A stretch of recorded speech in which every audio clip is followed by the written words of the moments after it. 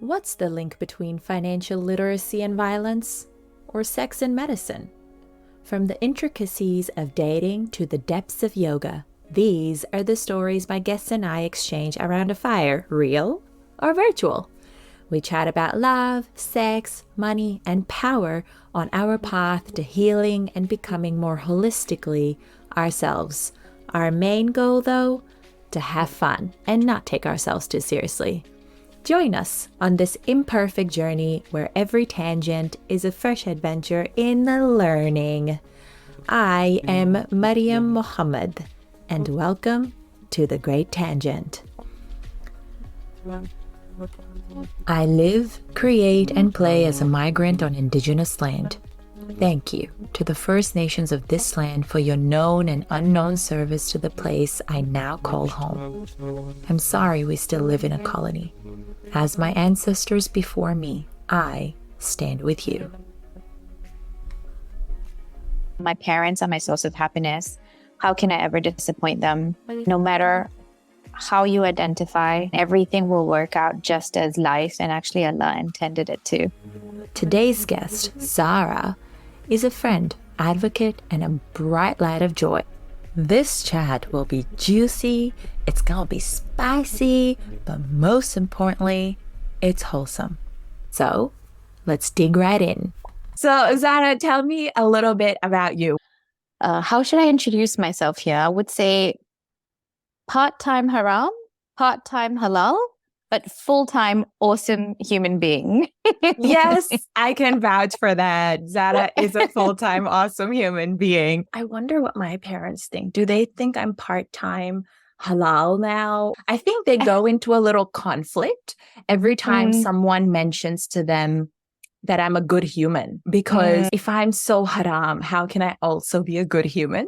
My experience is like, Zara, you're such a kind person. You're so smart. If only you lost a little weight and were with a man and not a woman, you would just be perfect. Somehow we would be better humans if we did that. Yeah. Which plays well into the conversation we're about to have about sensuality and sexuality and how we're told that we can judge someone based on how in touch they are with their sensuality or what their sexuality is.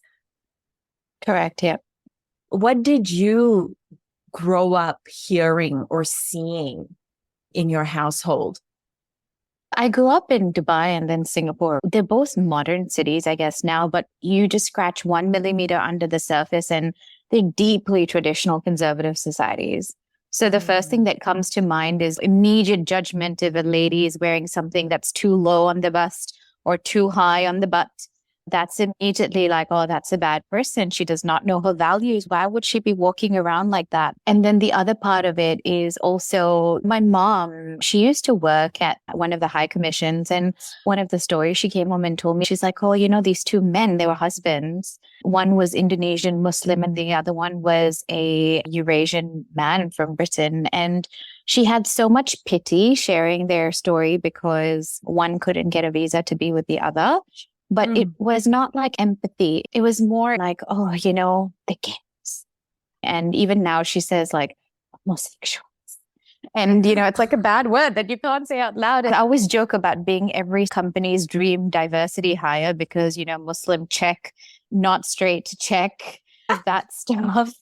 But it's the first time I've actually thought about it this way, and that we've experienced sexuality and sensuality, not just from hey, are you comfortable with it? But are you actually willing to subvert it? And I use the word subvert in like into inverted commas. With your journey, what role did being Muslim or growing up in a Muslim household play? Gosh, I think one piece of very vital context here is that there's being Muslim and then there's being Shia Muslim, which I am.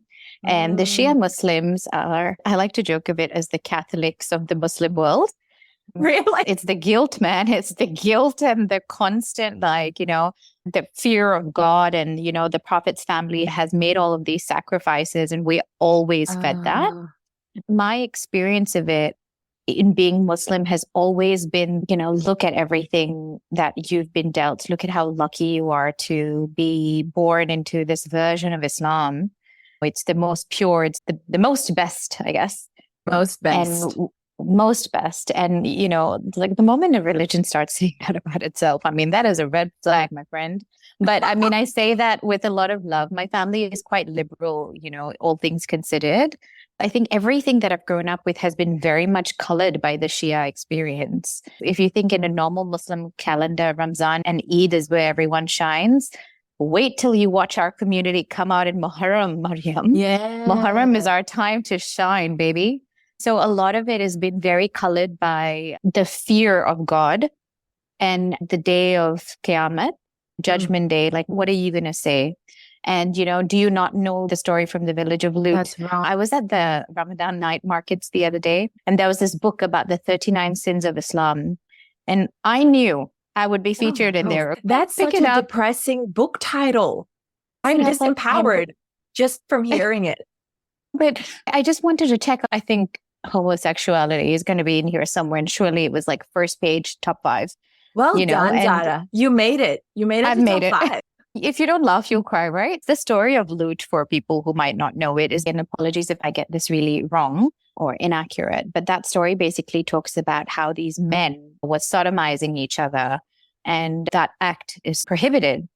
And I was listening to a queer imam talk about that exact verse. And actually, I'm going off on a tangent here, but there was a queer imam, a rabbi, and a priest. And it sounds like the beginning of a good bar. Oh my joke. God. Did they walk into a bar? Tell me what happens next. They didn't walk into a bar, but they did deliver an awesome panel about queerness and Abrahamic religions. And it was fascinating, everything that I was spoon-fed since I was a child. I don't know in your household, but in mine, at that time, it was a don't ask questions. This is what you have to do. This is how we've been taught it. So don't ask questions, just follow. So this queer imam, he shared the story of Lut and why that was always referenced. But could it be that it's referenced the wrong way? Because the act of sodomy in that verse was out of hate. And it was about men basically like raping each other and raping women, so that is haram. But if you're doing it out of love and you're actually justifying your love for one another between two males, or a male and a female, maybe that doesn't mean that homosexuality is haram. But that's not something we discuss when we're talking about the story of Lut, when we're talking about queerness in Islam, when we're talking about queerness in culture. We forget about so many parts of our history as a culture as well in South Asia. But then when we're reading a text that is 1400 years older, we forget what context it is talking about, because how would we know? The story of Lut is much, much, much older than 1400 years. How are we supposed to know what the context of that story is? Because yes, that's the other interpretation of that story, is the controlling of someone's sexuality is not okay. In that story, people were forced into being a way that they weren't. They were forced into a certain expression of their sexuality, or forced into sexual acts, both of which are wrong. But that's not the morals that we discuss. We don't talk about, that story teaches us about consent, or it teaches us that we cannot enforce our version of sexuality on other people. Yeah, you were talking about that, and it made me think of two things which are completely like two different tangents. But the first thing I was thinking of when you were talking about homosexuality and Islam and how far back it dates. I'm on the board of Tricone Australia, which is a South Asian LGBT support group based out of Sydney, but supporting Australia.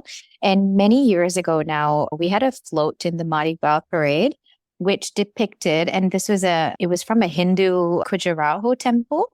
And it was that temple dating back to, I think, like the thousands. It had very graphic scenes of everything from, homosexual relationships, heterosexual relationships, animals involved, orgies involved. And this dates back like way back when, there's this whole discourse there about how colonialism has come in and taught us that, we now have to, our saris, we have to have a blouse underneath it. And all of these things that has sort of made sexuality almost a dirty thing, or like changed the face of it. But the other and this is laughable tangent I was thinking of when you closed off what you were saying was that idea of consent in Muslim relationships or any relationships, like shouldn't marital rape, for example, be haram?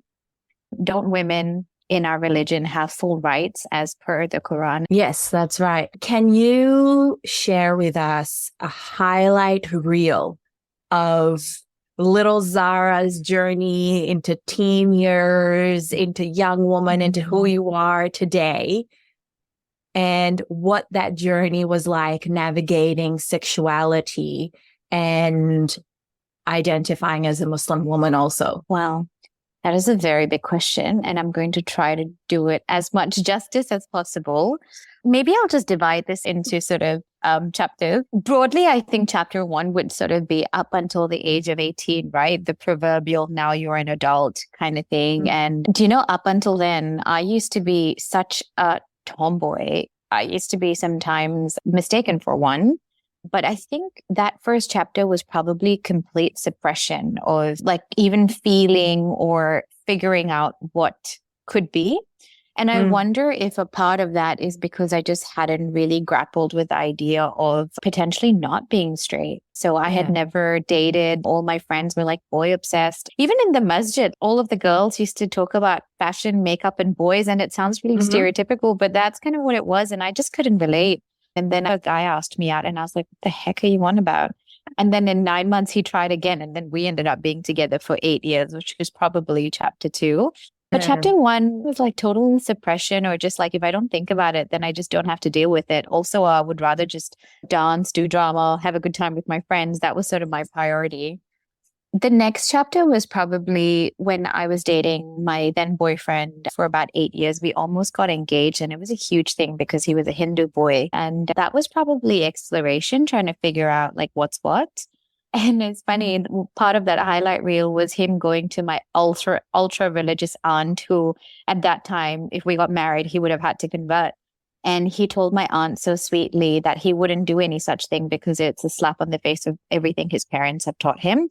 Just like you wouldn't expect Zara to become Hindu, you know, I don't think that this is something I would like to do. And I wish I could frame that moment in my mind, because my aunt was just like completely like, yes, you're right. Oh, wow. She respected that. Yeah, she fully respected that. And I was shocked because I've come from a very matriarchal family. My mom has 3 sisters. Every sister has almost 2 daughters on average. So it's super matriarchal. And it's also got a lot of very strong opinions and characters. But somehow all of us grandkids have gone in very independent, non-straighty 180 Islam ways, you know, with our partners and things like that. So that second chapter... Yeah, I guess. I mean, not so, I don't know how the aunts feel about that, but yeah, good for us. So the next chapter was a lot about exploration and really pushing, like really nudging the edges of what's possible. Then I actually like met with this queer couple, 2 women living with their mom, and I met them through Tricon, who I mentioned earlier. And my mind was just blown as to the fact that this was possible. And that made me realize that maybe my childhood best friend and I are probably a little more than that. And maybe that's why I wasn't ready to get engaged to that guy, although like love and adore him still. So I think that sort of kicked off chapter 3, which was really about starting to grapple with truly what is sexuality and sensuality, and how does it fit in? Does it mean that I can be either Muslim or bisexual or lesbian, or can those worlds come together? And to be honest, I don't really have a very clear answer even today. But at that time, people were like, oh my God, Zara, you're so brave. Can't believe you've done this. And I don't feel that it was very brave. I feel that I was just doing something to live an authentic life, you know, that was on my terms, no matter how much it seemed to disappoint my family at the time. You know, I'm very, very close with them, and I was terrified of being disowned by them. But touch wood, you know, I'm very privileged that that didn't happen. But at the same time, it kind of has brought on chapter 4, which is this sort of now like a lot of push-pull friction, because the previous sort of childhood best friend I mentioned, I mean, her and I, it was easy, right? It was like, oh, Zara and her.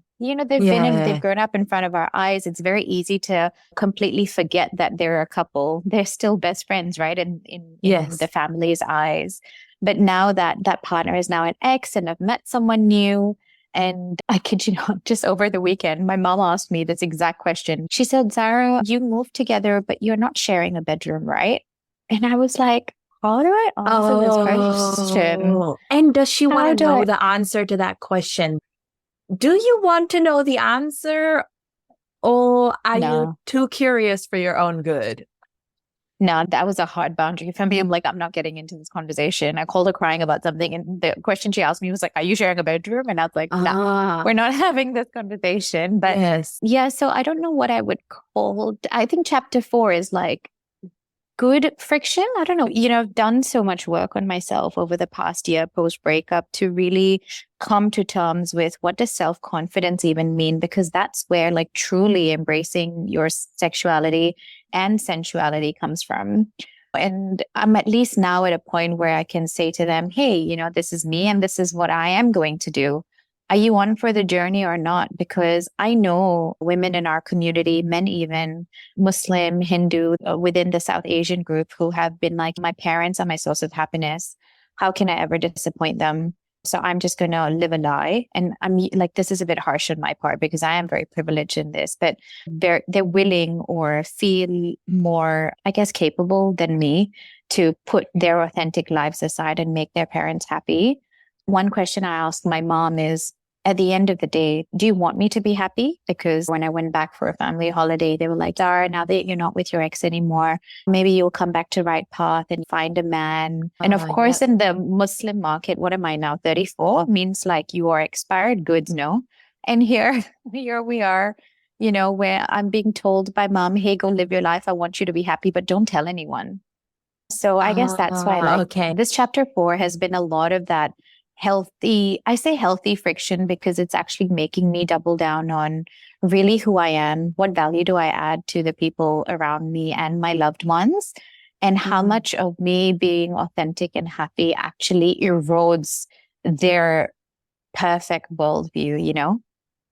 Wow. Thanks for sharing that. I love that you call it a healthy friction Mm-hmm. because I understand what that means. Mm-hmm. Because it is friction and it is a tussle and it is a push and pull and it almost feels Yeah. like a fight. It's like a living, breathing fight. And I joked about part-time halal, part-time haram. My sister likes to say haram in the sheets, halal in the streets. I'm sure she got it from somewhere. But it's so visceral in everything that it surrounds you. And I mean, I actually love that I'm Muslim. I love that I'm Shia Muslim. And I love that part of me, and I actually go back to it. I prayed for the first time in years just last week, and I had to like look up the kids' book of what to do next. They always tell you, oh, when you grow up, you'll see the value of it and you'll go get closer to it. It does provide a sense of comfort. I just wish the friction with religion wasn't so be fearful because people like you, the day of judgment will not be good for you. And I have a very allergic reaction to that because I'm like, the day of judgment should be the worst for people who do harm to one another. Like the only thing I focus on is doing good. So then how could you say that to me? And that comes back to that concept of how can we be, as Muslim women, sexual beings and good humans at the same time. Exactly. Yeah. And that's not necessarily a tussle that happens within us. Do you feel, Zara, that you're ever choosing between one or the other? No. One added sort of layer to this is I have always been on the chubby side.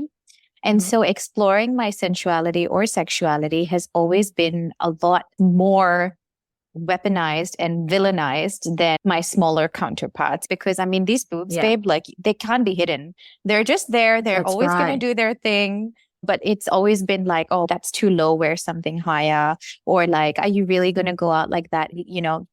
I never to this day wear stuff that's sleeveless. The first time I did that out in public was Mardi Gras last year. And I've been on a huge journey and even being able to sit in my swimmers at the beach. And for maybe my thinner, slimmer, skinnier counterparts, that's quite a normal thing. But for me, the curvy bodies are so easily more sexualized than not. So that's sort of the added layer. Now that you're talking about it, I've realized that as I've gotten a bit more confident, not just in my body, but in myself as a human over the past year, having put a lot of work into it, I've actually been embracing my sensuality more. It's slightly changed the way I dressed. Like I'm not like suddenly wearing all these flaunty things, but I'm a lot more comfortable in being a little naughtier with things. For one of our fundraisers for Tricone, we had to put a poster up together. And I wore something that was a mix of like indigo, South Asian block handprint and leather. I can tell you a year ago, I would have never done that. But I remember thinking, I'll send you a picture. And in that moment, I felt so powerful because of the reactions I was getting from people around me. I was probably the most modest person at that photo shoot because it was a, up till my wrists, floor length cape. Imagine like a contemporary abaya. It looked like that. And it's quite covered. But I remember my mom then saw that picture because I completely forgot that she follows that social media page. And then before I knew it, that became talk of the town with all of my aunts. And they're like, oh, what is Zara doing in Australia? She needs to stop, working with that group so much. Look at how she's dressing. Yes. So, and I was like, oh, something that gave me so much power in the moment became so, took so much power away from me after. But I wouldn't have changed it. Yeah. And that's where the living, breathing friction comes in. Friction. Right? Exactly. It's healthy in that we're stepping more into being fully us and being comfortable within our being, our body, our soul. We're willing to shine as bright as was our birth given right. And with that comes this, I don't want to say backlash, but from within our kin, within our family, within those who love us, to whom we look for validation, come all these questions invalidating our worth that feel like attacks on our very being. That friction, the friction between whether we can be Muslim women, sexual Muslim women, and good humans does not exist within us. It exists outside of us. It is somehow always other Muslims who are questioning whether we are good humans. Are they Muslim or not? But that's never really a question I've ever, I've never doubted that I'm Muslim. So long as I choose to be Muslim, I am Muslim.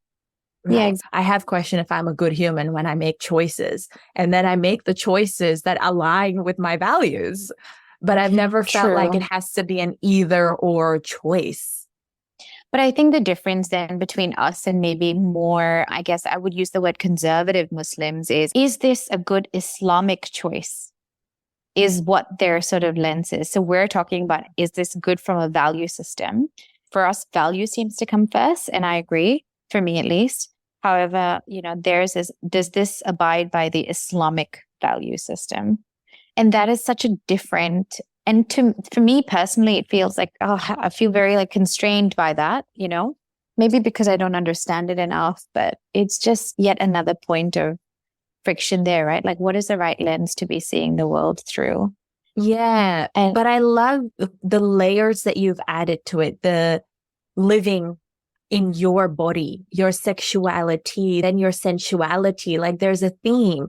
And it would appear to me that you feel more comfortable in yourself now. 100%. 100%. And what's funny about this, and I'm just realizing in talking to you, is that becoming a more confident human and doing a lot of inner work through strife, which maybe at a point took me a bit away from my religion, has pulled me back towards it, not pushed, but pulled me back towards it at a time where maybe I've needed it and a time where I feel like those two identities can sort of overlap. That was such a brilliant conversation. I feel like there's at least 4 more threads that I'd like to pull. The sensuality, you only just got to that in chapter 2 and 3. It was so much about navigating your sexuality. You're only now getting to the part where you're able to explore the sensuality and 100%, yeah, sinking deeper into your physical being and feeling more whole and more love. What do you feel exploring your sexuality and your sensuality has done for you as a human? My short and actually quite big answer to that is the more I am grounded in who I am and how I portray myself in the world, the stronger that representation is for people who look like me, who can step into their own power. Mariam, you've actually influenced me a lot in that. And I don't think I've ever told you that properly. But seeing other Muslim women in positions of great influence, representing certain spaces, seeing women like that who are so deeply sensual in how they portray themselves in the world, that representation, and how then you impact unknowingly or unknowingly more of that domino effect. I think that is the biggest outtake. Oh, Zara, thank you so much. Did I just stump you with that one? You were not expecting You did. I was not expecting that, because I could say the same in reverse. I don't even remember the first time where we met or how we met, but I remember that it was in the context of being queer Muslims. And I, at the time, I don't remember if I spoke very openly about being bisexual, but you were already quite active in the space of queer South Asian people in Sydney. I remember seeing you and being like, look, like, she's so with it. She's so confidently all of those things. She's South Asian and she's queer and she's Muslim. I don't care if at any point you stop identifying as Muslim. I'm not attached to that identity. Yeah. But I agree, it matters when we see each other and we see each other thrive. When I see you happy, when I saw you at the event that I last saw you at and you gave me the rainbow bangles. Oh, yeah, yes. To see each other in a powerful, happy space, exchange a happy gift so that we can both be proudly who we are. It's a stamp of love and healing for each other. It's so true. There is nothing to me that is more important, I've realized, than the power of community. In queer circles, we talk about chosen family quite a lot, and that might not be people we see all the time or talk to all the time, but people's energy that you exchange with, you being one of them. You know, those two women who I mentioned to you before, my eyes were opened up by them. And, you know, they're two queer women married, living with one of their moms. And I was like, God damn, that's possible. And the founder of Tricone turned around one day and told me, he's like, you know, what they were to you, now you are to other people. Wow. And, you know, and if we can, and that, like, it moved me so much. And I feel like if we just continue this domino effect, one day we won't be having this conversation about being Muslim and queer and embracing your sexuality and sensuality. Will be moot because the next generation will be like, we got that in the bag. It'll be outdated. I can't wait for that day. If you were to give a younger you a takeaway today, what would it be? It would be that no matter where you are in life and no matter how you identify, what you look like, or even who is around you, that in the end you will be okay and everything will work out just as life and actually Allah intended it to. And I say that with a lot of not fear, but like deep-seated conviction that being a good human is the most Islamic thing you could ever do. Hey folks, of all the things you could have chosen, thanks for giving me your attention today. If you enjoyed the conversation, share with a friend. See what comes up for them. Go on that tangent. Heal a little.